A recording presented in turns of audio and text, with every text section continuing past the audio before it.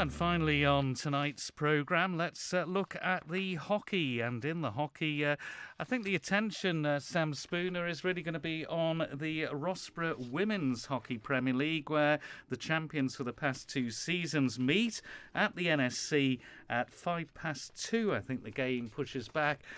Vikings A, the current holders, against the champions from the previous season, Valkyries A. And that's going to tell us quite a lot, I would have thought. I think so, yeah. I mean, Vikings A, probably favourites to win this one. I mean, whenever anybody's doubted them in the past, like last week I doubted them, they came back and they won fairly comprehensively against the Backers A side that I think is a very strong side.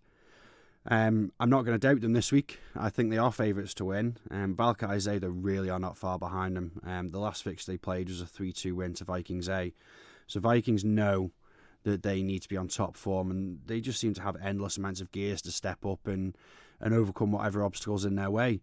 Valkyries, though, they will be mightily close behind, and it's going to be an awesome game to watch. Are these the two best lady sides now on the island? I would say so, absolutely. And that's no offence to anybody else. I mean, Backers A, they've recruited really, really well. During the off-season, they've had some former players return to the Isle of Man and come back playing for them. And I think once, as the season goes on, they're going to be there or thereabouts. But right now, they're still sort of clicking together and getting back into the routine. Ramsey A, they're always there or thereabouts. They're always a danger to every side. But I can't see them being on par with Vikings and Valkyries. And Castown Ladies A, they've got some fantastic players in those squads. But again, they were challenging Valkyries A 2 or 3 seasons ago, but now Valkyries A just seem to have got their youth just coming through into their first team, and those two sides are the best in the Isle of Man right now. So the other fixtures in the women's top flight tomorrow are Castletown A against Harlequins A, Ramsey A play Backers A, could be quite a good tussle there, and it's Valkyries B against Saracens A. Goal difference seems to be a topic in the men's Premier League because big win for Backers last week against Valkyries A, and again it looks like it's going to be the same as last season, which was, let's not forget, just a couple of weeks ago when it finished. But it looks as if it's Vikings A and Backers A. Now Backers A had the upper hand on goal difference in the last campaign, but Vikings A have put the hammer down early this season, which is interesting and a bit more maybe of a challenge to Backers A. And yeah, I think that's a fair shout. I think Vikings A have recruited fairly well between last season and this season in the week that they had. I was going to say it was a very short transfer window. A couple of players have come from Saracens in the shape of Will Brideson and Scott Mason, two very, very good young players, I might add, to sort of add to their growing stable of young players like the Cayley twins and Nate Evans, Jake Fair as well.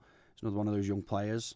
And then you look at the likes of John Cooper, who've joined during the off-season. He's moved to the Isle of Man and has begun playing hockey. He's a former friend. He's a friend and a former teammate of one of the Vikings men's A-team's players. So he's come straight to Vikings, fitted straight into the team, scored 2 goals on debut, scored a goal last week.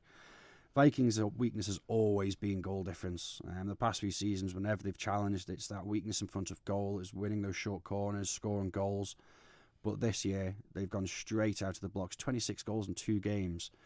That said, though, they've had 2 of the easiest games so far this season, I think, against the likes of Saracens A. Backers, they've already played Valkyries A last week.